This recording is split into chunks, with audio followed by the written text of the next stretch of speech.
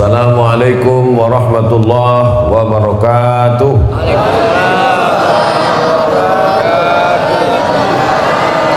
Alhamdulillah wassalatu wassalamu ala Rasulillah Sayyidina wa maulana Muhammad ibni Abdillah wa ala alihi wa sahbihi wa man tabi'ahu wa mawalah.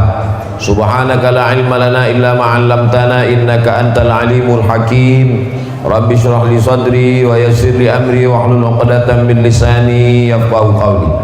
Bapak-bapak, ibu-ibu, hadirin hadirat, alim ulama, cerdik pandai, tokoh masyarakat, yang besar tak dibawa gelar, yang kecil tak dapat disebut nama, insyaallah semuanya dimuliakan Allah Subhanahu wa taala. Amin ya rabbal alamin. Man shalla subha fi jama'atin, siapa yang salat subuh berjamaah, kana fi zimmatillah, maka dia dalam tanggungan Allah, dipelihara Allah, dijaga Allah. Mudah-mudahan kita termasuk golongan yang dijaga Allah. Amin. Man shalla subha fi jama'atin, siapa yang salat subuh berjamaah, faka'annama shallal laila kullah, dapat pahala seperti salat sepanjang malam. Mudah-mudahan kita istiqamah salat subuh berjamaah. Subuh ini kita akan mengkaji tentang salasun muhlikatun, 3 yang dapat membinasakan manusia. Saya sampaikan dulu materi ini, nanti tulis dari sekarang kalau ada pertanyaan terkait masalah sholat, zakat, puasa, haji, wakaf, infak, sodakoh, apapun namanya, kita tulis di kertas, nanti saya jawab. Saya sampaikan dulu hadis tentang salasun muhlikatun, 3 yang dapat membinasakan manusia. Yang pertama yang membinasakan kita ini adalah syuhun muta'un, sifat syuh yang selalu ditaati, diikuti. Syuh ini selalu diterjemahkan dengan pelit. Pelit ini dalam bahasa Arabnya 2, satu bakhil, satu syuh. Beda bakhil sama syuh begini. Bahasa Indonesianya diterjemahkan bakhil pun pelit, syuh pun pelit, tapi sebetulnya beda. Bedanya begini. Misalnya kita pulang dari masjid ini, jalan ke tempat lontong sayur. Misal kita pun makan. Pas giliran membayar, saya keluarkanlah duit. Berapa harga lontong sayur di Air Joman? 10.000. Sebetulnya 10, tapi kan udah lama kenal 6.000 lah. Kan? Saya keluarkanlah duit 6.000. Saya bilang, Bu, berapa Bu? Kata ibu, itu semuanya 60 Pak, karena kalian 10 orang. Saya keluarkan 6.000. Saya bayar yang punya saya aja. Tak mau duit saya itu meleleh ke orang lain. Itu namanya bakhil. Apa namanya? Bakhil. Kalau duit itu hanya untuk dia saja, itu namanya orang ini bakhil. Kalau syuh tadi, pas giliran membayar, dibilangnya kawannya, sakit pula perut gue. Duit dia jangankan ke orang lain, ke perut dia sendiri pun tak mau dia. Duit dia disimpannya untuk beli sawit. Duitnya tak mau meleleh sama sekali. Itu namanya syuh. Jadi antara bakhil dengan syuh mana yang lebih parah? Syuh. Makanya dalam Quran dikatakan, wa may yuqa syuhha nafsihi, siapa yang selamat dari penyakit syuh, fa ulaika humul muflihun. Ulaika humul muflihun, itulah orang beruntung. Subuh ini insyaallah kita selamat dari penyakit syuh. Amin. Kalau mau ngetes nanti balik dari sini, pergilah ke tempat lontong sayur. Biar nampak mana yang bakhil, mana yang syuh. Biasanya orang kalau dapat meteran, dapatnya meteran, itu dipakainya untuk mengukur orang apa untuk mengukur dirinya? Mengukur orang lain. Begitulah orang kalau udah pengajian, dipakainya untuk mengukur orang lain. Habis itu nanti makan, ini kawanku ini udah bakhil dia nampaknya. Kawan ini syuh. Kalau kita tidak, kita kalau dapat ilmu itu untuk mengukur diri kita, kita tidak bakhil, kita tidak syuh, insyaallah kita termasuk orang-orang yang dermawan, insyaallah. Amin. Makanya ada orang dikasihnya nama anaknya, siapa nama anak kau itu? Dermawan. Kenapa? Suka mencari derma. Dermawan itu bukan itu maksudnya. Dermawan itu dia suka berbagi kepada orang lain karena sudah selamat dari penyakit syuh. Yang membinasakan yang pertama manusia ini adalah syuhun muta, sifat bakhil, pelit, kikir, medit, kedekut, apa lagi? Polit, pedangki. Yang dipeturutkan manusia ini makin tua makin pelit atau makin dermawan? Mengaku orangnya. Manusia ini kata orang, ibu kenapa tak bersedekah bu? Nantilah Pak Ustadz, anakku masih sekolah. Nanti kalau udah tamat anak ini sekolah, insya Allah begitu tamat anak sekolah makin pelit. Kenapa? Anak kuliah pula, biaya makin mahal. Semester belum dibayar. Semester belum dibayar. Mau uang ujian, mau uang wisuda lagi. Sidang terbuka 10 juta, sidang tertutup 15, buka tutup 25. Nantilah Pak Ustadz, kalau udah wisuda anakku ini insya Allah aku mau menyumbang. Begitu anak wisuda tak juga. Kenapa? Anak mau kerja pula, menyiapkan duit sogoknya lagi. Betul tidak? Betul. Betul semua kata orang. Memang itu tuh. Begitu anak udah kerja, nanti kalau anakku ini udah kerja insya Allah aku mau nyumbang Pak Ustadz. Begitu anak udah kerja tak juga. Kenapa? Biaya nikah lagi. Tahulah berapa sewa gedung. Bukan cukup sekarang pakai layar tancap. Nantilah Ustaz kalau anak ini udah nikah insya Allah. Begitu udah anak udah nikah pelit juga. Kenapa? Mengandung pula cucu mau lahir, takut operasi sesar. Menantu tadi asik tidur siang. Jadi kalau dipeturutkanlah bakhil ini sampai mati kita tidak akan pernah bersedekah. Ini kita ini sekarang di daerah mana ini? Erjoman. Saya tak tahu. Berangkat dari Silote, pejam mata saya tiba-tiba sampai pokok karet. Pejam sekali lagi nampak sawit. Pejam sekali lagi nampak masjid. Orang daerah Erjoman ini, daerah lingkungan masjid kita ini, orangnya sudah selamat semua dari penyakit bakhil. Amin. Dari mana Ustaz tahu? Masjidnya bagus. Ini menunjukkan orangnya mewakafkan tanah. Ke belakang saya tadi wudhu, tempat wudhunya bagus, toilet, kerannya banyak, tengok. Entah hidup atau tidak, wallahu a'lam. Hidup. Tak ada lagi tanah tempat parkirnya, keramik turun sampai ke bawah. Udah itu pula lantai teruslah sampai halaman sana, berpagar pula cantik. Mudah-mudahan yang membangun masjid ini kalau dia meninggal dunia dilapangkan Allah kuburnya. Amin. Kalau dia masih hidup diberkahi Allah rezekinya. Amin. Barakallahu lakum fima ataitum wa barakallahu lakum fima abaqaitum wa ja'alakum tahuran. Begitu cara mendoakan orang yang berwakaf bersedekah. Barakallahu lakum fima ataitum wa barakallahu lakum fima abaqaitum wa ja'alaha lakum tahuran. Kalau hafal, kalau tak hafal gerak-gerakkan aja mulut. Mana tahu nanti ada orang minta doa kan? Bu, ibu kan orangnya pengajian ya, tolong doakan bu sedekah kami ini. Nah, gitu. Kalau ditanya apa doa ibu, so kau tanya, nanti antara aku sama Allah aja lah. Nah, macam mana cara mengobati penyakit bakhil, bin medit, bin kedekut, bin kikir, bin pedangki, bin polit tadi? Cara mengobatinya adalah pergi ke rumah sakit menengok orang sakit, sakit jantung, darah tinggi, diabetes, kanker. Ada guna duit di situ? Ada. Guna duit untuk Pak Dokter semuanya. Duit bisa banyak, dokter bisa dibayar, rumah sakit bisa dibeli kalau orang kaya. Tapi ada satu yang tak bisa dibeli. Apa dia? Kesehatan.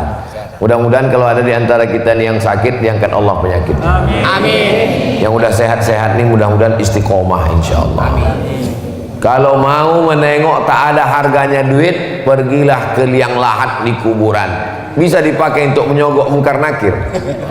Bisa disogok untuk menyogok malaikat maut. Malaikat maut, tambahlah umurku, ku kasih 3 miliar. Bisa? Innama amruhu idza arada syai'an ayyakula lahu kun fayakun. Mati. Mimda tema taya bawati modar. Bapak Ibu yang dimuliakan Allah Subhanahu wa taala, inilah dia yang disebut dengan bakhil, pelit, syuh yang diperturutkan tadi.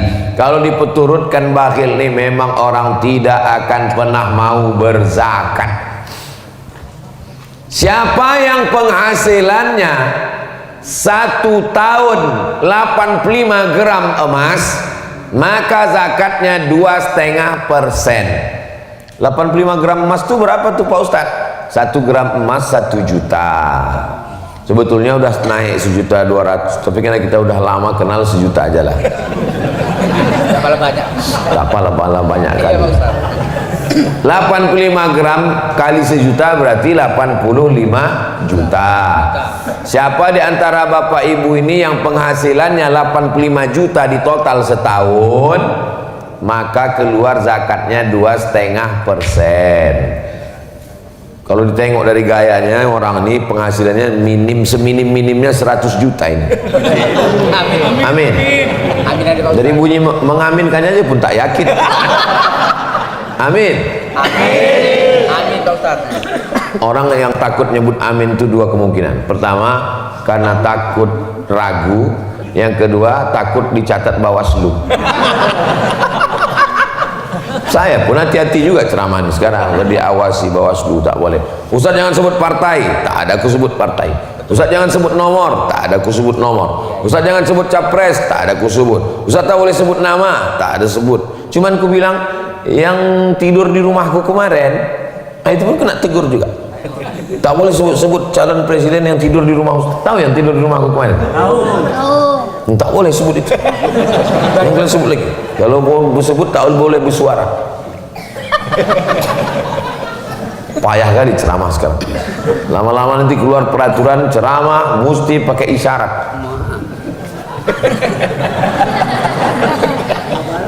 Bapak Ibu yang dimuliakan Allah Subhanahu wa taala, maka keluarkan zakat 2,5%. Kalau 100 juta zakatnya 2,5%, berapakah zakat dari 100 juta?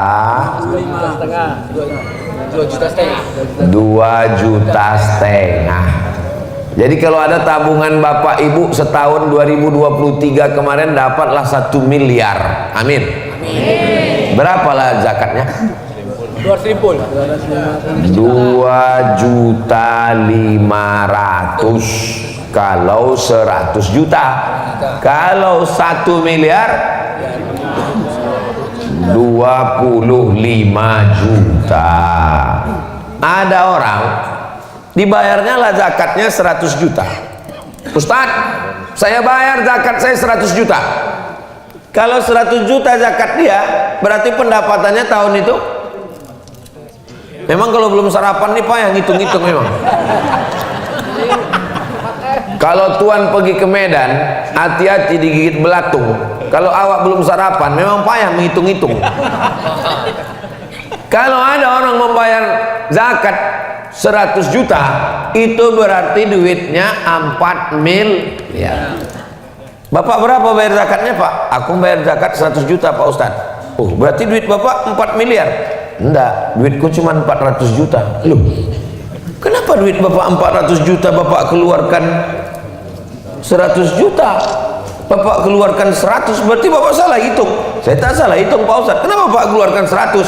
Aku mau memancing rezekiku. Ada jenis manusia, cuman manusia yang macam gini tak banyak, udah hampir-hampir punah lah, perlu dibudidayakan. Jauh berjalan banyak ditengok, lama hidup banyak dirasa, lain padang, lain belalang, lain lubuk, lain ikannya. Banyaklah saya jumpa manusia yang unik-unik macam ini, tapi tak banyak kali. Cara dia untuk menjolok rezeki itu adalah dibanyakkannya zakatnya, biar supaya diturunkan Allah, dan memang manjur rupanya. Jangan berhitung-hitung sama Allah. Ini banyak orang ini berhitung-hitung sama Allah. Kau kalau berhitung-hitung sama Allah, nanti Allah berhitung-hitung pula sama kau. Dikasihnya napas setengah, baru tahu, tak sampai ke ujung. Bayar pajak lagi Ustaz. Belum bayar pajak lagi. Bayar pajak bukan main takutnya sama petugas pajak. Kalau bayar zakat tak ada takut sama sekali. Kita semua akan mati menghadap Allah Subhanahu wa ta'ala. Inilah yang pertama, syuhud muta'. Yang kedua, hawa muttaba', memperturutkan hawa nafsu. Semua hawa nafsu kalau diperturutkan binasa. Makan, dalam Islam boleh makan? Boleh.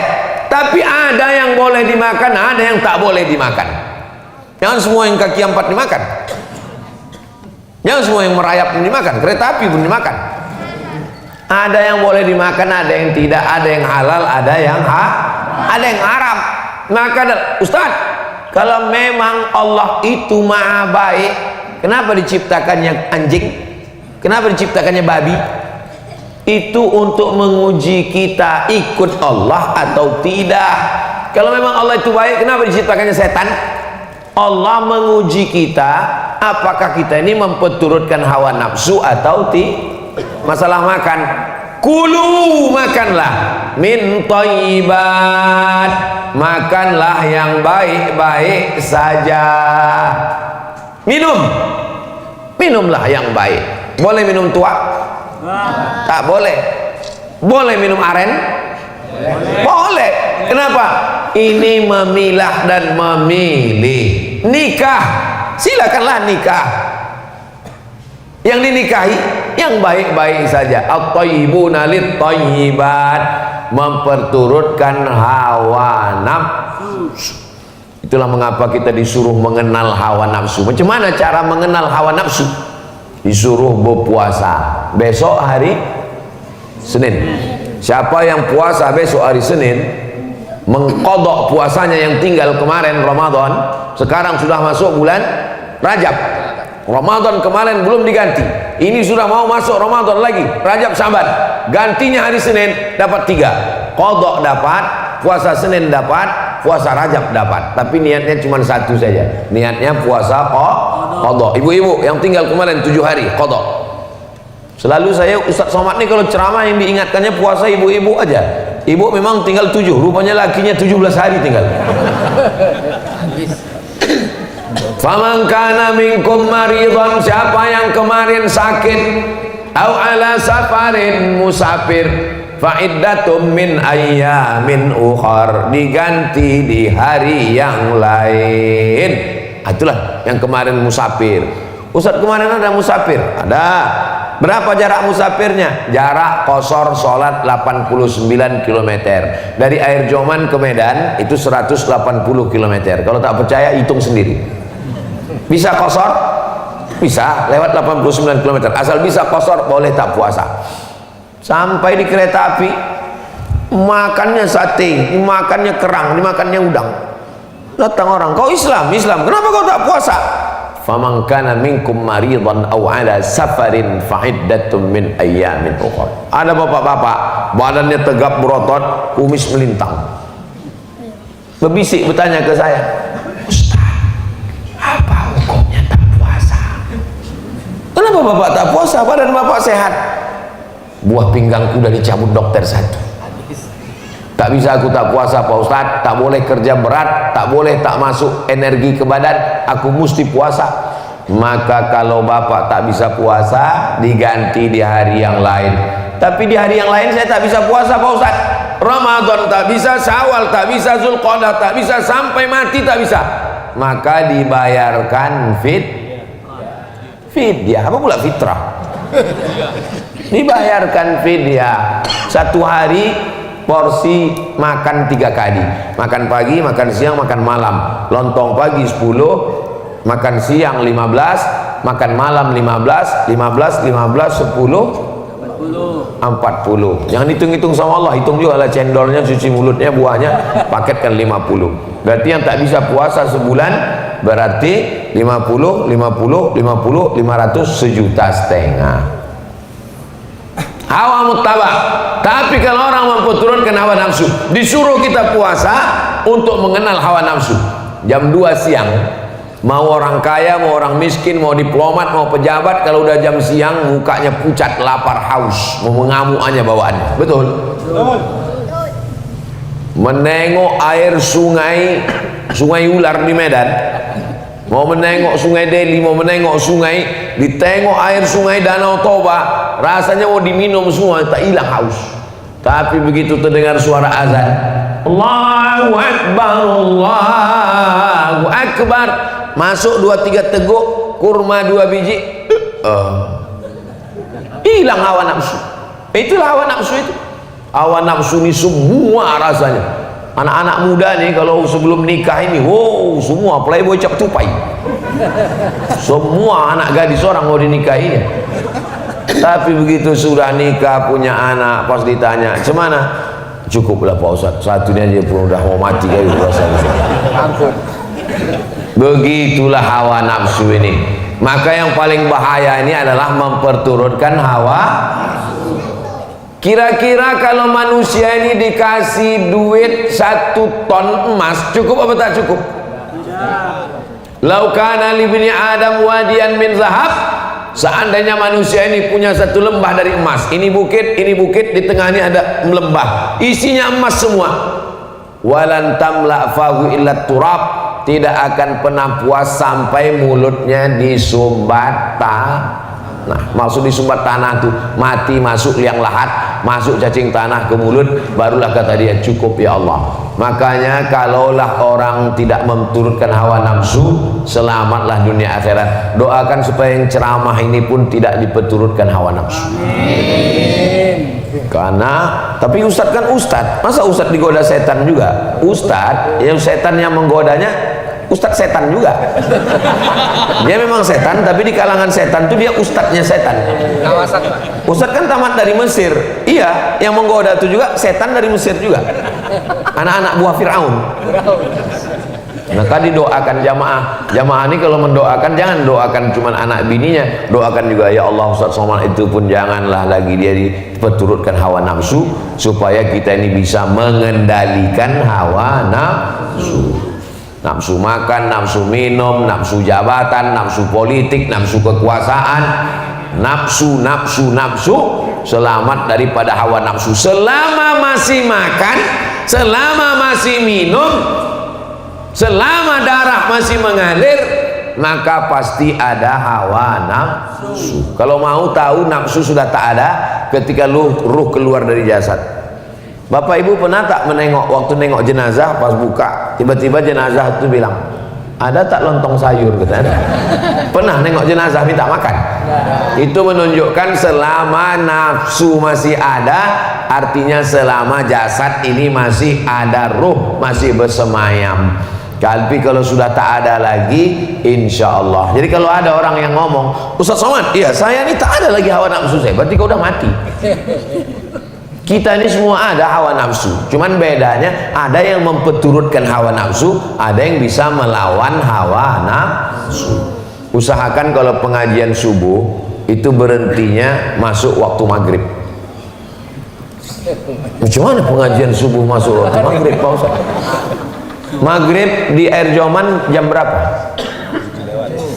Jam 6 lewat 6 lewat 18:35.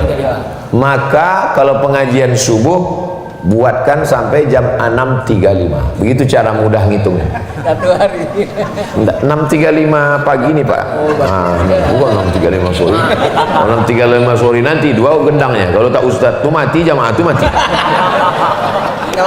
Nah, jadi kalau ada pengajian rutin subuh di masjid kita, pas saya tanya ada, bingung jamaahnya ada atau tidak. Dia mau bilang ada takut karena tak pernah hadir, mau bilang tak ada takut ada. Jadi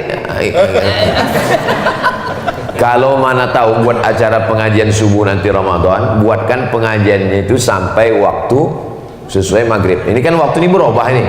Nanti kalau kebetulan maghribnya 6.15, berhenti pas jam 6.15. Gunanya untuk apa? Supaya kita berhenti itu masuk waktu sholat sunat isyraq. Pakai qaf, isyraq. Kalau pakai kaf, isyraq syirik. Kau sholat apa tadi? Aku sholat isyraq, sholat syirik. Isyraq artinya sholat waktu terbit matahari. Sholat terbit matahari ini keutamaannya 4. Pertama, sholat subuh berjamaah. Yang kedua, duduk iktikaf di masjid.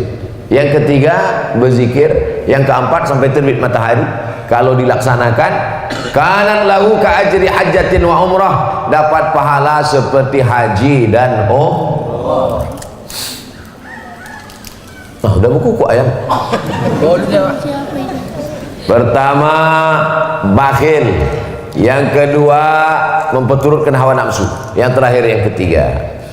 Kami perhatikan Ustaz Somad dari semalam ceramahnya di Silau Laut, di Air Joman, nanti di Tanjung Balai, 3 terus. Kenapa 3? Karena Kak Nur Aini ini nomor 3. Yang ketiga, fokus ini dulu, itu nanti. Yang ketiga adalah i'jabur rajuli li nafsihi, merasa kagum dengan diri sendiri. Ini penyakit yang berbahaya nomor 3. Di antara kita ini semua yang ramai ini di masjid nih, siapalah yang paling bisa kena penyakit ujub, kagum? Saya ini yang paling bisa. Disediakan tempat di depan, diminta jadi imam, disediakan kursi. Orang nyari-nyari kursi, saya dikasih kursi. Disediakan meja, disediakan air putih. Sebentar lagi teh manis datang, kopi susu, bandrek. Sebentar lagi nasi, air masih mendidih. Jadi yang paling bisa kena penyakit ujub saya inilah, ujub. Penyakit ujub itu apa? Penyakit merasa kagum dengan diri sendiri. Pak Haji, pernah Pak Haji sholat di masjid di Air Joman? Masjid itu aku yang bangun, kalau bukan karena aku. Kalau bukan karena aku kemarin, tak datang Ustaz Somad tuh kampung kita. Kalau bukan karena aku, tak jadi tabligh akbar. Kalau ada orang begitu, sikit-sikit aku bilang sama dia, Pak, di dalam Quran itu yang selalu nyebut aku ada 3. Yang pertama Fir'aun, yang kedua Qarun, yang ketiga setan, yang keempat bapak. Sikit-sikit aku. 4 ya, Pak? 4. Apa kata Fir'aun? Ana rabbukumul a'la, aku Tuhan kamu, kata Fir'aun. Apa kata Qarun? Innama utituhu ala ilmin indi, itu harta yang banyak itu karena ilmuku, aku. Apa kata setan? Ana khairum minhu, aku lebih baik daripada Adam. Sikit-sikit aku. Maka selalu nyebut aku. Saya apa Ustaz? Sama sih, saya sama aku sama aja. Bapak Ibu yang dimuliakan Allah Subhanahu wa taala. Nanti kalau ada yang bertanya, apalah judul Ustaz Somad itu ceramah tadi? Ada 3. Apa yang 3 tuh? Entah, aku pun tak ingat apa. Ngantuk kali aku jadi.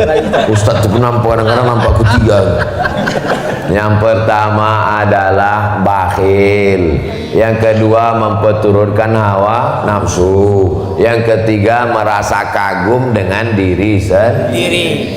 3 itu jangan lupa. 3 yang ini dan 3 nanti tanggal 14 Februari. Saya ini Abdul Somad berdakwah dengan ceramah, mengajar di kampus-kampus. Tapi ada dakwah yang lebih paten lagi, berdakwah di parlemen, di kantor DPR Kabupaten Asahan. Berdakwah di situ. Kenapa? Guru mengaji, fakir miskin, anak yatim, penggali kubur. Siapa yang ngasih bantuan? Yayasan Wakaf Hajar Rohana Berbagi. Cuman sanggup mengasih 300 paket sebulan. Kami tak ada duit. Tapi kalau kita dengan kekuasaan, dibuatkan perda Kabupaten Asahan, penggali kubur, guru mengaji, diberi santunan dari APBD. Bisa apa tak bisa? Bisa, tapi syaratnya duduk di situ. Ustadz kalau gitu jangan ceramah lah di masjid, duduklah Ustadz di situ. Kalau aku duduk di situ, aku tak bisa ceramah lagi keliling. Aku mesti keliling. Aku ini bukan Ustadz ece-ece. Oke. Kalau aku duduk, jangan tepuk tangan, ini masih banyak lagi. Kalau duduklah aku di DPR itu, aku mau ceramah ke Brunei Darussalam, aku jadwalku ke Brunei setahun 2 kali, ke Sabah sekali. Aku profesor di University Islam Sultan Syarif Ali, profesor lagi di University Malaysia Sabah, profesor lagi baru diminta kemarin di University Malaka. Gimana aku mau ceramah? Maka aku tanyalah saudaraku, kakakku, ku tanya, siapa di antara kalian yang siap? Kalau siap nanti ku dukung, ku kampanyekan. Kata Kak Ani, aku siap, kata dia. Secara pendidikan dia S2, SH, MH. Siap kakak nanti? Siap. Nah, insya Allah nanti aku keliling 3 kecamatan. Kecamatan mana aja? Kecamatan Silolaut, Kecamatan Erjoman, Kecamatan mana lagi Kak? Tanjung Balai. Tanjung Balai. Oke, kita mainkan nanti keliling. Siapkanlah, saya bilang. Nah, inilah saya datang nih keliling menyiap. Kira-kira jamaah mau tak memilih yang saya pilih ini? Dari bunyinya macam tak mau. Kami memang tak ada duit, karena ini berjihad kita ini. Nanti kalau datang sampai tanggal 14 nih orang yang ngambil duit, ambil duitnya, tapi milihnya tetap pilih Kak Nur Aini. Setuju? Cocok? Alhamdulillah. Saya ini kan yang mau dipilih ini 5 ini. DPRD Asahan, DPRD Sumatera Utara, DPR RI, DPD, Presiden Wakil Presiden. Saya tidak semuanya ada 5-5 nih, tak ada. Yang ada cuman DPRD Asahan. Itulah Kak Nur Aini. Omak saya sama omak dia adik beradik kandung. Omak saya namanya Hajah Rohana, omak dia namanya Uwa Hajah Jareah, anak Siti Aminah. Siti Aminah nih anak Syekh Abdurrahman Syekh Silau Laut. Mana tahu nanti ditanya orang, apa hubungan Bu Nur Aini itu sama Ustaz Somad? Omak dia dengan omak Ustaz Somad, omak-omak. Sepupu. Jadi saudara macam mana lah saya? Sepupu. Kata-katanya itu masih ada keluarga Syekh Silau. Iya masih, cemana? Entahlah. Syekh Abdurrahman itu Syekh Silau itu punya anak namanya Siti Aminah. Siti Aminah itu punya anak namanya yang nomor 5 Hajah Jareah, nomor 10 Hajah Rohana, nomor 10 itu Mak Ustaz Somad, nomor 5 itu Mak Bu Nur Aini ini. Bisa Bapak Ibu jelaskan kalau ditanya orang, kalau bisa, kalau ingat. Kalau tak ingat, video ini kan ada diputar, ini direkam lagi, nanti diputar lagi di channel Ustaz Abdul Somad Official. Subscribe, like, share, and comment. Yang DPRD provinsi saya tak ada calon, yang DPR RI tak ada, yang DPD saya kemana-mana di Sumatera Utara ini itu ada ketua tim UAS namanya, yang menunjuk, yang mensurvei, menengok hotel, menengok, mencicipi makanan. Kalau ada racun situ dia mati duluan. Ada namanya tim Ustaz Abdul Somad, namanya Bang Darwis. Mana tim Ustaz Abdul Somad? Bang Darwis. Berdiri dulu Bang Darwis biar nampak jamaah nih. Inilah ketua tim Ustaz Abdul Somad. Bang Darwis Halomoan Harahap Halak Ita Sasudina. Tunggu dulu Bang Darwis, dulu. Belum. Bang Darwis ini calon anggota DPD nomor 6. Nanti waktu buka kertas, yang mana yang tim Ustaz Abdul Somad itu? Kalau pergi ke pasar Keramat, jangan lupa membeli kain. Kalau ada kakak dan tim Ustaz Abdul Somad, jangan pilih yang lain. Ini dia orang. Ingat, yang tepuk tangannya ya cucu nanti. Tepuk tangan kan main semangat. Bangun cucunya lain.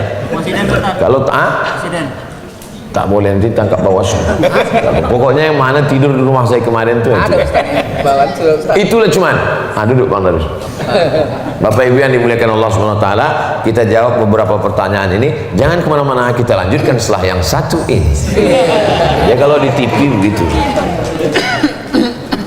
Kok ditengok dari tebalnya pertanyaan ini, azan-azan asar lah baru selesai. Cuman jamaah siap? Siap. Wah, luar siap, biasa air zamannya. Bagaimana cara mendidik anak yang nakal, susah disuruh sholat? Dari kecil telonjak-lonjak, sudah besar terbawa-bawa, sudah tua terubah tidak. Jadi mendidik anak ini dari mulai mencarikan ayahnya. Bapak punya anak gadis kan? Bapak yang punya anak gadis kalau mau mendidik cucu, waktu mencarikan ayahnya. Bapak yang punya anak lajang kalau mau punya cucu soleh, waktu mencarikan omaknya. Makanya buatkanlah fit and proper test penerimaan calon menantu. Khusus untuk masyarakat Erjoman, ketua tim seleksi, serahkan nanti ke Bang Darwis, dia ikuti. Untuk tim seleksi, tim penguji Abdul Somad. Jangan mencari menantu karena sawitnya luas, karena duitnya banyak. Kusangka Pak Ustadz kalau nikah sama dia aku bahagia.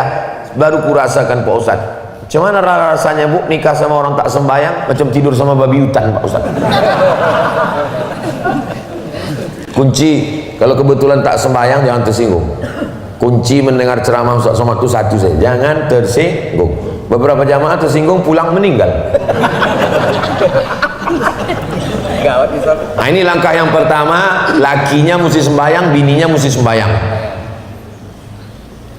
Kata almarhumah mak saya, aku waktu mengandung kau sesusah apapun tak pernah sembahyang ku tinggal.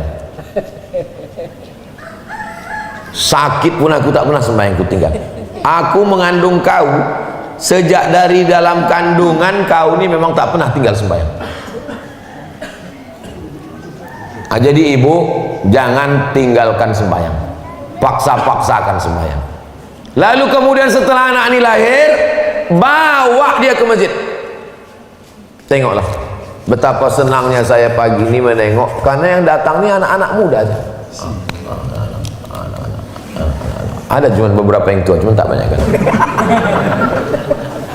Kalau orang tua ke masjid itu biasa, karena malaikat maut udah dekat. Tapi anak-anak muda ke masjid ini kan luar biasa ini. Anak muda, syabun qalbuhu mu'allaqun fil masajid, anak muda yang hatinya tergantung di masjid. Anak muda luar biasa. Mohon maaf, ini anak-anak muda yang datang ini dipaksa bapaknya atau gimana? Kadang bapaknya udah maksa, ke masjid, ke masjid, ke masjid, ke masjid. Datang emaknya, biarkanlah bang, ini kan hari libur. Ini kalau ada mak yang melarang anak ke masjid, ini namanya mak BCL nih, bini celako. Masa pula anak dilarang ke masjid? Mestinya ibu yang membangunkan, bangun kau ke masjid, ke masjid, ke masjid, ke masjid. Bapak tidak bisa main suruh-suruh aja, ke masjid, ke masjid, ke masjid. Tak bisa, anak ini harus dibawa. Hari libur hari ini kan? Betul. Hari libur sembahyang subuh, bisa pula anak-anak ke masjid. Ini artinya air joman masjid kita ini sampai hari kiamat tidak akan kosong dari sholat berjamaah. Inilah yang membuat saya semangat subuh ini, karena menengok anak-anak banyak ke masjid. Kalau yang hadir nih orang tua-tua semua, mungkin saya ceramahnya judul kita subuh ini adalah menghadapi sakratul maut. Kenapa Ustaz Somad semangat subuh ini? Karena anak-anak minta berdiri satu, anak-anak berdiri satu, berdiri. Takut dia. Tuh yang pakai jubah, sini lu, berani dia nih, sini lu. Udah ditiup-tiupkan ayahnya. Wah, ini dia nih. Siapa namanya nih? Afgan. Ku menatap dalam kamar, ada yang bisa ku lihat selain dari namamu, ya Allah. Kelas berapa Afgan? 1. Kelas 1. Masya Allah, hebat. Afgan nih sholat subuh nih dipaksa ayah emak atau bangun sendiri? Dibangunkan. Anak itu dibangunkan Pak, dibelikan dia pakaian jubah kecil, dia rajin dia ke masjid, dipakaikan dia topi. Jangan pergi dia ke masjid bercelana pendek, berbaju kaos, ketulis belakang Upin Ipin. Makmum di belakang nengok, terbayang dia Bang Salih sama Jarjit meme. Dipakaikan baju putih. Afgan kalau udah besar nanti mau jadi apa nak? Jadi ustaz. Mau jadi ustaz. Aku tak maulah anakku jadi ustaz, nanti kurus macam Ustaz Somad. Dia jadi ustaz tapi dia tentara.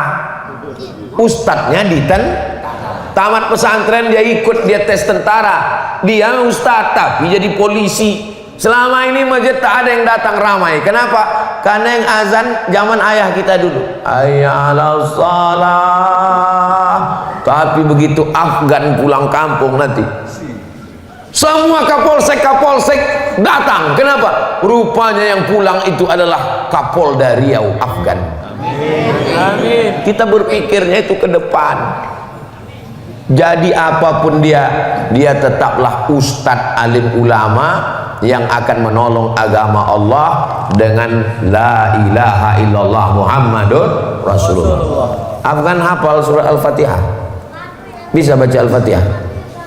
Baca. Bismillahirrahmanirrahim.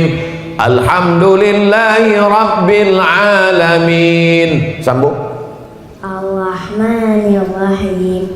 Maliki yaumiddin. Iyyaka na'budu wa iyyaka nasta'in.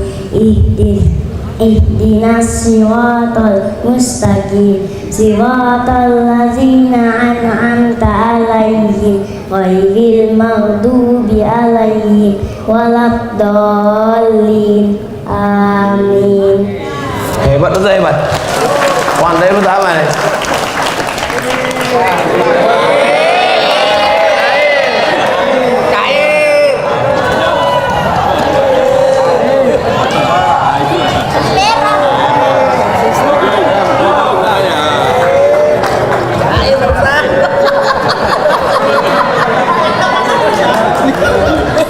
Anak-anak dikasih motivasi, dibangunkan, belikan jubah. Saya dulu dibelikan emak saya kain kecil. Pergi dia ke Kisaran, dibelikannya kain kecil. Dapat kain kecil tuh semangat ke masjid tiap hari. Dibelikannya peci, semangat ke masjid. Jadi ini motivasi semuanya. Tak apa-apa kain saya ini naik karena saya pakai celana panjang. Cuma nanti di syuting orang, di komen orang, Ustadz awas terbang kata dia. Nah, sampai tua nikahlah anak ibu yang dulu di rumah selalu disuruh sembahyang. Tiba-tiba pas mau hari raya pulang dia ke rumah. Sekarang dia sudah jadi orang sukses di Medan. Balik dia ke Tanjung Bali, tidur dia di rumah. Ibu tengok jam 5 belum juga buka lagi kamarnya sembahyang. Jam 5.30 belum juga buka. Kira-kira ibu ketuk pintu kamarnya atau ibu diamkan? Tunjang. Kalau sebagian ibu bilang, dia kan udah ada lakinya Pak Ustadz, biarkan aja lah tanggung jawab, neraka jahanam tempat kita. Maka kita bangunkan, laki Fir'aun, kenapa tak kau bangunkan anakku itu? Dulu ku kasih kau jadi menantuku itu karena aku yakin kau datang untuk sholat. Kenapa kau sekarang kalian tak sholat? Jadi jangan pernah mulut itu diam terus selama masih merepet.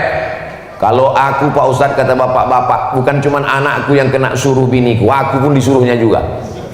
Asal jam waktu sholat diteleponnya lah aku, Pak Ustadz, abang di mana? Kain yang ku kasih udah dipakai sembayang. Abang sembayang di mana? Pulang jam berapa? Duit mana? Kunci mau? Kalau ada istri model begitu, itulah bidadari surga yang dikirim Allah Subhanahu wa ta'ala. Kalau ada istri baik bertanya tentang sholat begini, sebelum mati jangan dikubur. Kadang banyak orang risih, aku kan udah dewasa, apa pula kau suruh-suruh aku? Kau bukan emak aku. Istri itu ingin bapak masuk surga sama dia, masuk surga Jannatul Firdaus. Ibu masih siap merepet? Siap-siap kan? Gimana hukumnya kita melaksanakan kurban untuk orang yang sudah meninggal dunia? Nabi memotong kurban, kata Nabi gini, Allahumma haza an Muhammad wa ali Muhammad. Kupotong kurban ini untuk Muhammad dan untuk keluarga Muhammad. Waktu itu Khadijah sudah meninggal. Saya ulang sekali lagi, Nabi memotong kurban, kupotong kurban ini untuk Muhammad dan untuk keluarga Muhammad. Waktu itu Khadijah sudah meninggal. Pertanyaannya, sampaikah kurban untuk Khadijah? Sampai. Itulah seenaknya kalau ceramah sama jamaah yang cerdas-cerdas. Cukup sebutkan dalil, tahu dia. Jadi kalau ditanya orang, boleh kurban untuk orang meninggal? Boleh. Mana dalilnya? Nabi berkurban untuk Khadijah, padahal Khadijah sudah meninggal. Diambilnya kambing satu lagi. Allahumma hadza'an Muhammad wa ummati Muhammad. Ini kupotong untuk umat Nabi Muhammad. Umat Nabi Muhammad waktu itu sudah banyak yang meninggal perang Badar, perang Uhud. Itu menunjukkan bahwa kurban untuk orang meninggal boleh. Ini 2,5 juta untuk aku, ini 2,5 juta untuk emakku, ini 2,5 juta untuk ayahku. Bagus, itulah tanda bakti kita kepada orang tua. Ini untuk kurban aku, adapun untuk emak ayahku tak jadi karena aku takut sama biniku. Persatuan laki takut bini. Padahal yang menyekolahkan, yang membiayaimu, yang mengasihi kau makan orang tua. Apa balasanmu untuk mereka? Maka ibu mestinya mengatakan ke bapak, bang, ini kurbankan untuk almarhumah ayah, almarhumah emakmu, karena mereka jasanya kepada kau luar biasa. Untuk mereka 2,5 juta, untuk aku 25 juta. Setuju, Bu? 10 kali lipat. Diam itu artinya dalam hadis as-sukutu alamatur ridho. Diam tanda setuju. Kesimpulannya sampai apa tak sampai? Sampai. Ustaz, kalau sudah tak cocok lagi, melambatkan untuk melakukan. Kalau sudah tak cocok, ini main tak cocok aja nih. 5 langkahnya. Yang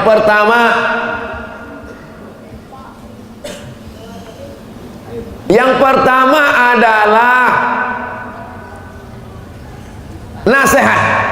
Kasih nasihat dulu. Kalau tak cocok kasih nasihat. Bang, kalau laki ke perempuan, kalau laki-laki kepada perempuan, Adinda, kau kenapa tak bertudung? Aku ini kan kepala rumah tangga. Alah, kau baru dengar Ustaz Somad ceramah 2 kali, itu pun online. Di TikTok lagi 5 menit. Yang menceramahnya aku pula lagi. Dinasehati mak tak mempan. Tak mempan nasihat. Karena kau tak mempan nasihat, maka kita pisah tempat tidur selama seminggu. Jangankan seminggu, setahun pun aku tahan. Memang inilah aku tunggu-tunggu. Tak mempan juga, maka mediasi. Kirimlah utusan dari laki-laki dan perempuan. Tak juga mempan, barulah jatuh talak 1. Talak itu pun pakai talak itu pakai macam mobil apa? Mobil apa namanya yang pakai 1, 2, 3 itu? Manual, bukan langsung matic. Ini ada laki-laki ini sekarang matic, mau ngamuk sedikit, kopi lambat, talak 1000. Tak bisa begitu. Dia prosesnya itu panjang. Pertama nasihat, kedua pisah tempat tidur, yang ketiga adalah mediasi. Pukul Pak Ustadz, pukul tak bisa. Kalau sampai kau pukul ke tempeleng, ngelapor dia polisi, masuk, aku kena juga. Kenapa kau pukul? Karena ceramah Abdul Somad, aku masuk juga gara-gara itu. Jadi langkahnya itu banyak, step-stepnya. Berpikir baik-baik, pikir itu pendapatan, pikir itu pelita hati, pikir dulu pendapatan sesal, kemudian tiada gunanya. Ustadz, apa boleh meminta sorban Ustadz?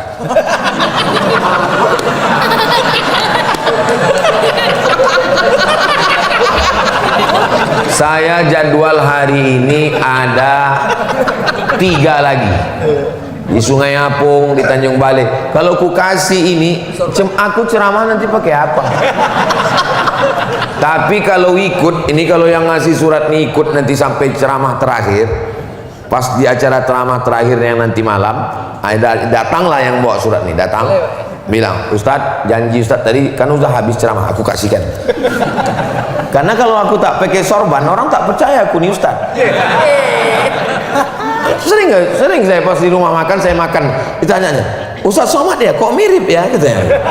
Kok muda kali, katanya. Kok putih kali, katanya. Itulah maka aku pakai sorban ini. Kalau tak pakai sorban, aku nanti bingung orang panitia, Ustadznya mana? Padahal aku tuh duduk di situ. Nah, bukan aku tak ngasih, ada 3 lagi jadwal. Allah Ustadz ini ngeles saja nih, enggak. Kalau kau ikut nanti sampai jadwal terakhir, pas di tempat terakhir itu datanglah. Ustadz kasih aku sholat, aku kasih. Tapi betul orang yang ini juga. Jangan nanti yang lain pas datang yang ini, apa mau aku kasih lagi? Jelas? Nah, ini tak tahu nih entah mana orang. Yang udah pulang pula dia. Masih ada jadwal 3 kali lagi. Tapi yang malam nanti masih daerah sini juga. Masih daerah Dapil 3 kecamatan nih. Datanglah nanti yang terakhir datang ngadap, ku kasihkan sorban wangi nih. Apa hukumnya suami istri daftar haji duluan sementara pasangannya tidak didaftarkan? Walillahi 'alan nasi hijjul baiti man istata'a ilaihi sabila. Allah mewajibkan berangkat haji bagi siapa yang mampu. Berangkat haji 50 juta, duitnya baru ada 50, maka dia bayar untuk diri dia. Ini untuk aku. Istrinya tak tersinggung. Kenapa? Karena istrinya ngaji. Tapi kalau tak ngaji, kuncinya pintu kamar. Abang tidur di mana, Dik? Ruang tamu aja. Kopi tak keluar, teh tak keluar, apa pun tak keluar. Gara-gara apa? Tak paham. Tapi kalau dia paham, restore-nya dirinya dulu. Mudah-mudahan Bang dibukakan Allah pintu rezeki ya. Nanti kita daftar. Kalau mau daftar kan sekarang tidak mesti cash. Daftar dulu DP. Nah, ini untuk kaum tujuan. Kebetulan suaminya tak kaya kali, istrinya yang kaya. Ya istri bayar dulu. Karena kewajiban haji ini bukan berdua, kewajiban haji ini sendiri personal. Ibu jangan tersinggung kalau suaminya daftar, suami juga jangan tersinggung kalau istrinya daftar. Karena berangkat haji ini kewajibannya adalah bagi yang mampu. Yang tak mampu tak wajib. Haji ini bukan jalan-jalan. Yang tak boleh itu suaminya jalan-jalan, bininya tak ikut jalan-jalan. Nah, itu baru boleh mengamuk. Ini haji ini ibadah. Nah, ini. Tapi kalau dia mau berangkat berdua, ditabungnya berangkat berdua bagus. Apalagi perempuan perlu pakai mahram. Jelas? Jelas. Jangan berkelahi gara-gara ini. Mudah-mudahan Bapak Ibu semua bisa berangkat berdua. Amin. Amin. Ya Allah. Kalau anak di luar nikah, dinikahkan oleh orang tuanya, boleh apa tak boleh? Jangan mencoblos sebelum tanggal 14, karena kertasnya tidak diakui oleh KPU dan Bawaslu. Tengok, kapan dicoblos?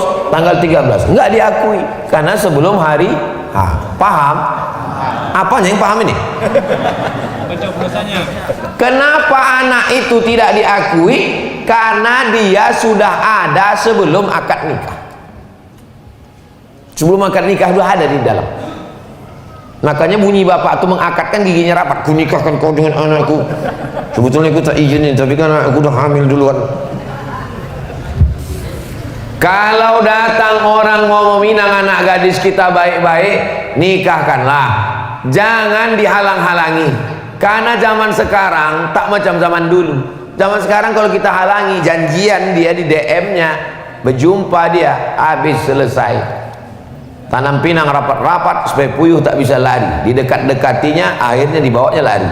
Amin. Mau bilang apa kita? Makanya kalau udah anak gadis, anak lajang, datang anak lajang tuh 2 kali tanya dia pakai bahasa kita air joman lah, what do you want? Dudukkan dia, dudukkan. Aku ini jamaah masjid Nurul Ihsan. Kau datang kemari ini orang menengok, biji mata orang di Tanjung Balai ini nengok. Aku nih tokoh masyarakat di sini. Kalau yang lain-lain ini tokoh bangunan, tokoh spare part. Aku yang tokoh masyarakat sini.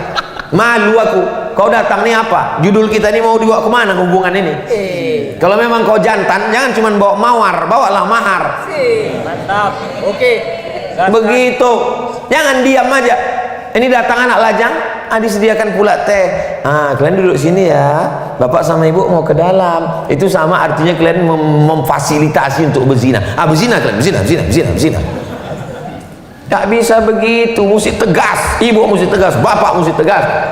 Karena rajin pun sembahyang. Kalau sampai anak ini berzina, jangan sampai kalau udah nanti terjadi apa yang terjadi, nasi sudah jadi tai ayam. Anak sudah hamil, cerita bubur ayam juga lagi. Nah, kalau sudah kejadian hamil dia terpaksalah dinikahkan. Aku nikahkan engkau dengan anakku dengan mahar sebentuk cincin emas tunai. Jangan kau datang lagi mau kupijakkan aja batang leher kau. Habis itu efeknya 4. Menikahkan anak dalam keadaan hamil, efeknya 4. Pertama, kalau anak ini lahir, anak ini tidak boleh pakai bin bapak ini. Kenapa tak boleh pakai bin?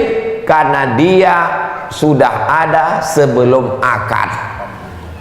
Dua, kalau anak ini mati, maka bapak ini tak dapat warisan dari anak ini karena dia tidak ada hubungan nasab. Tiga, kalau bapak ini mati, anak ini tak dapat warisan dari bapak ini karena mereka tidak hubungan nasab. Karena hubungan nasab berdasarkan akad, bukan berdasarkan DNA. Empat, kalau anak ini mau nikah, kebetulan dia perempuan, bapak ini tak bisa mewalikan karena walinya adalah wali hakim. Cuman ini Pak Ustadz dia mau nikah, tak pandai kau bohong. Dulu pandai kau bohong. Bilang sama Pak Hakim, aku begini-begini. Kata Pak Hakim, bukan cuma kau yang ke-100, banyak kali orang macam kau ini. Aku yang menikahkannya, kata Pak Hakim. Kau pura-pura mencret aja nanti gitu. Jangan kau nikahkan, serahkan ke hakim, hakim yang menikahkan. Walinya wali hakim. Hakim itu siapa? Pak Kua. Jelas? Jaga anak-anak kita, mudah-mudahan anak kita diselamatkan Allah dari zina. Amin. Apakah anak angkat laki-laki mahram dengan ibu angkatnya? Saya tak punya anak perempuan. Kalau saya pingin anak perempuan, anak angkat, gimana caranya? Saya cari keponakan saya. Saya punya adik laki-laki Jamal. Anak Jamalnya ada perempuan. Maka anak adik saya inilah yang saya angkat. Supaya apa? Supaya kalau dia gadis, dia mahram dengan Saya. Kalau saya ingin anak angkat laki-laki, maka saya cari keponakan istri saya, supaya kalau dia nanti lajang, dia mahram dengan istri. Jangan dicari anak yang orang lain. Berapa banyak anak angkat berubah jadi bini angkat. Udah macam anakku, udah macam adikku, udah macam anakku, udah macam ayahku, udah macam mamaku. Berawal dari macam, berakhir dengan macam-macam. Waspadalah. Udah macam anak kami Pak Ustadz. Hati-hati, banyak kejadian. Jadi kalau mau mencari anak angkat, begitulah rumusnya. Jelas? Pak Ustadz, bolehkah perempuan sholat jamaah di masjid? Terus ibu-ibu nih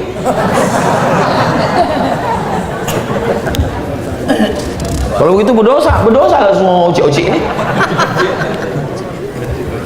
Panjang umur, sehat badan, kita sampai ke Masjid Nabawi. Amin. Sampai di Masjid Nabawi, ini arah kiblat. Pintu sebelah kiri itu ada 3. Pintu yang pertama Babul Baqi. Kenapa disebut Babul Baqi? Karena pintu itu mengarah ke pemakaman Baqi. Di belakang Babul Baqi namanya Babu Jibril, karena itu pintu malaikat Jibril datang membawa wahyu. Di belakang Babu Jibril ada pintu Babun Nisa. Apa itu Nisa? Perempuan. Apakah mungkin pintunya ada, orangnya tak ada? Itu menunjukkan bahwa perempuan sholat di masjid.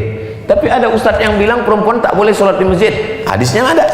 Perempuan lebih baik sholat dalam pekarangan, lebih baik sholat dalam rumah, lebih baik sholat dalam kamar. Kapan itu? Ketika terjadi fitnah. Di Palestina tak boleh perempuan sholat di masjid, takut ditangkap tentara Israel. Di Air Joman ada tentara Israel. Itu orang yang berdiri itu rupanya Israel itu. Itu pejuang Palestina itu semua. Amin. Takbir. Di Air Joman aman. Tapi kalau ke masjid tetap menjaga adab-adab. Jangan ke masjid pakai celana legging. Telekung diletakkan di tengkuk. Pakai legging. Banyak atuk-atuk masuk parit gara-gara itu. Jangan pakai minyak wangi yang terlalu menyengat. Dipakainya di pintu tuh hilang ayat imam depan. Wala ana abidum ma'abattum wala antum. Hilang simpang lakum dinukum waliyadin, saking harumnya.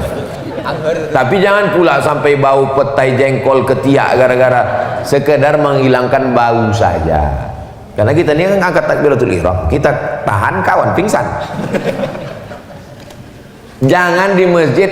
Ada kawan saya ustadz di Riau, pulang dari masjid langsung saya diteleponnya. Mat, katanya, iya bang, patutlah perempuan itu tak boleh ke masjid. Kenapa? Aku tadi hampir pingsan di masjid. Kenapa gitu bang? Aku masuk ke masjid, tirai itu tinggi. Tiba-tiba aku masuk, terdengarku suara kiki. Kalau di masjid janganlah ketawa cekikikan. Kalaupun lucu kali ketawa, tapi jangan bersuara.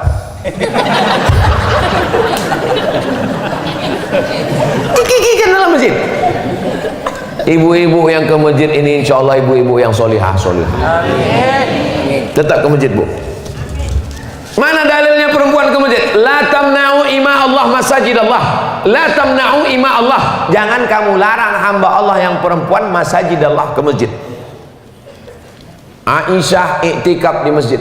Kalau iktikaf yang 10 hari 10 malam aja boleh, apalagi yang 10 menit. Jelas?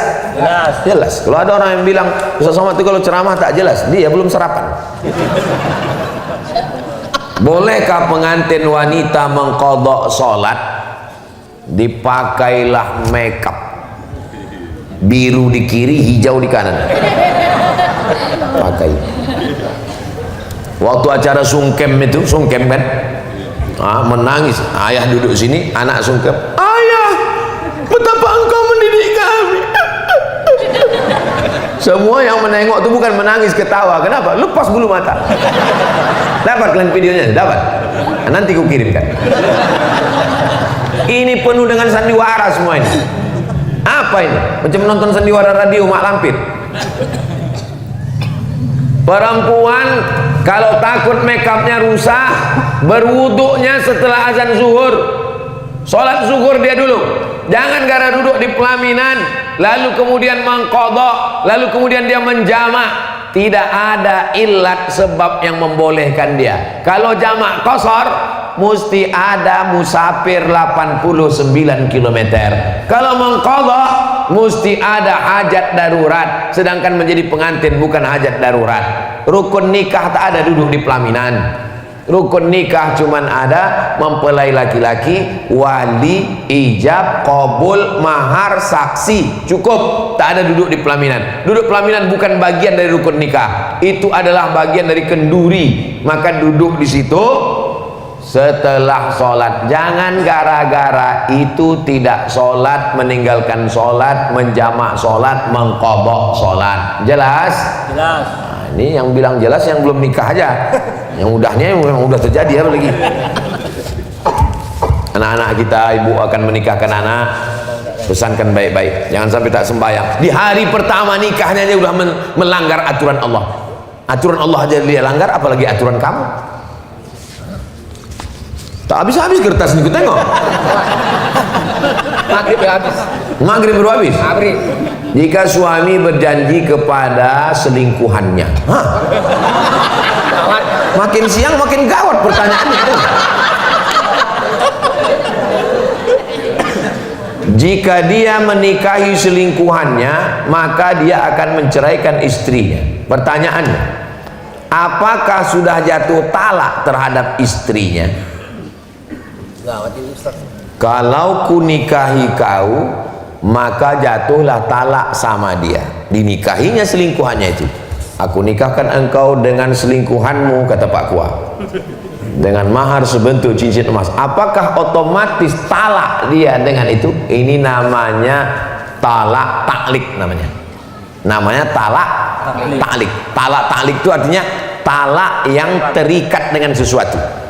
Kalau nanti ada kau keluar rumah, maka jatuhlah talak padamu. Hati-hati dengan talak taklik. Itulah makanya setelah akad nikah, laki-laki itu disuruh membaca sirat taklik. Jika saya meninggalkan istri saya 6 bulan lamanya berturut-turut, tidak memberikan nafkah zahir dan batin, atau menyakiti fisiknya, lalu dia melapor ke pengadilan agama, membayar iwat 10.000 rupiah, maka jatuhlah talak satu-satu saya kepadanya. Itu namanya talak taklik. Hati-hati dengan talak taklik, jangan macam-macam. Nah, bisa dibatalkan takliknya, bisa dibatalkannya dengan katakan yang kalimatku yang dulu itu tidak berlaku lagi, batal. Nanti kalau aku menikah dengan si selingkuhan ini, kau tetap yang pertama dan dia yang kedua. Setuju? Setuju. Jadi gimana? Setuju aja. Ibu di Indonesia sudah dijaga, tenang saja. Karena dalam hukum kompilasi hukum Islam Indonesia, laki-laki ini walaupun gagah berani, banyak duitnya, tidak akan bisa menikah sebelum ada surat izin dari istri pertama yang ditandatangani di atas materi yang dulu 6.000 sekarang sudah naik jadi 10.000 dan disahkan oleh pengadilan agama. Makanya ibu sebelum tidur malam yakinkan di dekat tempat tidur itu tidak ada kertas dan matre. Ini nampaknya ibu gurau ketawa, tapi hati-hati, ini bisa serius. Makanya sebelum tidur malam tuh tengok dulu. Kalau ada di dekat-dekat itu ada kertas materi, hati-hati. Ya bisa aja malam tuh ditandatangan dulu. Nah, jadi surat tuh ditanya sama Pak Hakim, betul ini? Betul kan? Nauzubillah. Nah, jadi jangan takut, jangan khawatir. Jangan pula gara-gara ini naik darah tinggi, jantung koroner, asam urat, asam sulfat, asam semuanya. Apa hukum sogok menyogok Pak Ustaz? Tak ada tawar-menawar. La'ana Rasulullah SAW ar-rashi wal murtashi. Yang menyogok, yang menerima sogok, masuk neraka. Tapi tadi Ustaz Somad bilang kalau ada orang ngasih duit, ambil duitnya. Ini katanya tak boleh sogok. Ambil duitnya, serahkan ke Masjid Nurul Ihsan. Untuk apa? Untuk membuat ini kan tanah bagus, ini masih bisa dibuatkan kelas di samping ini, buatkan 3 kelas untuk anak-anak mengaji Al-Quran, sehingga nanti untuk mencegah buta huruf Al-Quran. Berapa banyak duit ini? Paling tidak ada 5 amplop lagi dapat. Amplop DPRD, DPRD provinsi, DPRD, DPD, ambil semuanya, ambil. Berapa pun yang berapa partai? 17 partai. 7 amplop kali 5. Ambil semua, ambil semua. Jika kabeh kok apa-apa. Ambil semua, ambil. Kok ambil. Kata Ustaz Somad, ambil aja semua, ambil. Nah, habis itu bawa kemari. Dia bilang, "Mana Pak Ketua Masjid?" "Iya, ini ada banyak kali duit haram nih Pak Muncul." Ambil. Orang air Joman ini cerdas-cerdas, berduit. Mana mempan main sogok. Sini kalau ada orang bawa duit 100.000, 500.000 tak laku, wih, upil. Tapi kok 5 juta tak tahu juga lah. Cibuk juga. Ojo diciku. Transfer aja. Podo ya Pak ya. Insyaallah podo kabeh jamaah iki istiqomah mlebu nang surga. Amin. Banyak juga orang Jawa. 90% lah. 90? Iya. Masya Allah. Allah memudahkan hambanya apabila seorang hamba sedang dalam perjalanan. Jadi Ustadz, apabila kita melakukan sholat jamak dan qashar di luar wilayah, dimaksudkan wilayah, bagaimana? Ada yang berpendapat wilayah itu di luar tempat lahir. Saya lahir di Silau, jadi selama saya di Silau tak boleh lah jamak.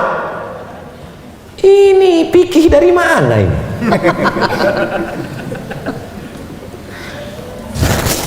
Bermukim, mustautin.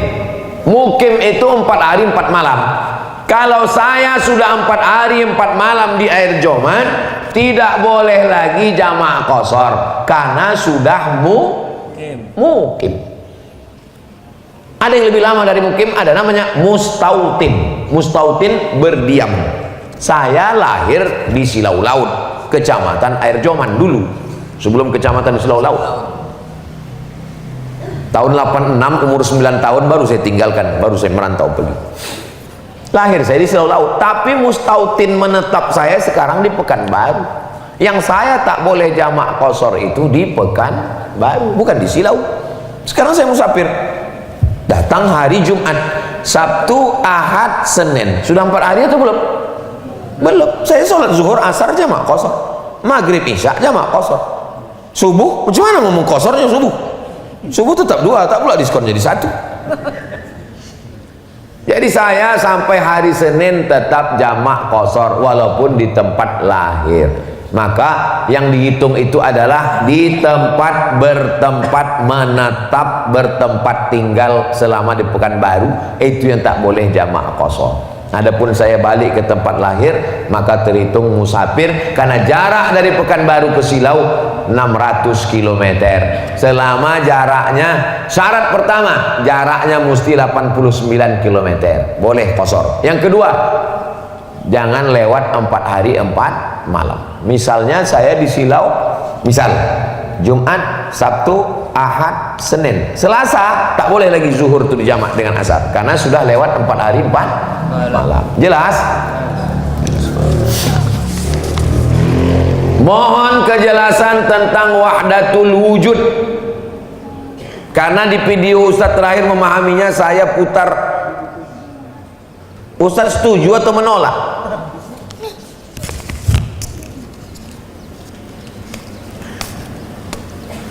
Ada Abdul Somad. Abdul Somad ini ada apa tak ada? Ada. Adanya Abdul Somad itu artinya wujud. Ada air. Air ini ada apa tak ada? Ada. Berarti air juga wujud.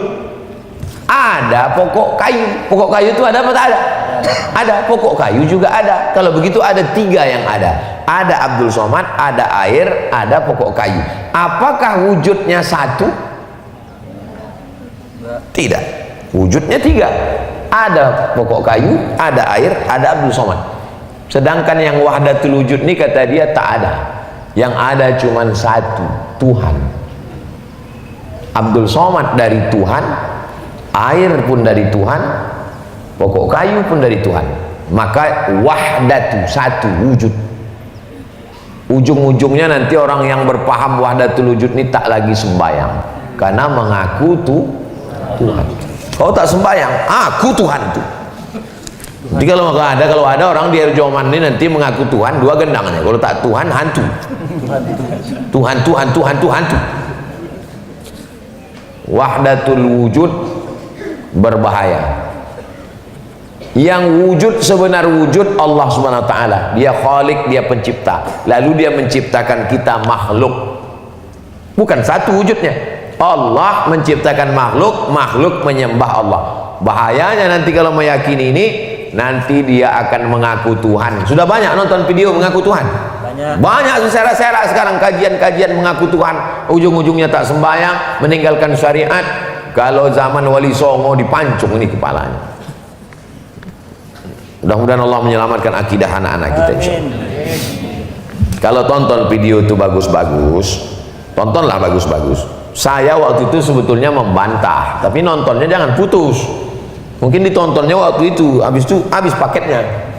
Kalau tonton sampai habis, di ujung itu saya sebetulnya membantah. Di awal itu nampaknya macam saya wahdatul wujud. Kisah terakhir. Bagaimana kami menentukan pemimpin yang baik untuk bangsa ini sesuai agama? Tak usah pikir-pikir, ikut aja Abdul Somad, selesai. Oke, amin. Mau pikir, aku mau pikir ini, pikir, berapa ya?